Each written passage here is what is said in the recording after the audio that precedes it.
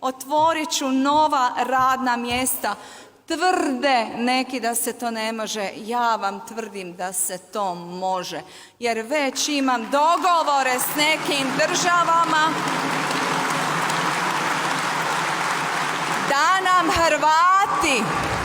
da nam Hrvati odu na obuku negdje drugdje i da se vrate u Hrvatskoj i da rade preko interneta u nekoj drugoj državi, a u Hrvatskoj zarađuju 8.000 eura. Zamislite 8.000 eura za naše mlade. Ja vam tu čvrsto jamčim, i dalje ću biti vaš glas, vaša predsjednica i vi ćete mi uz moju obitelj biti na prvom mjestu.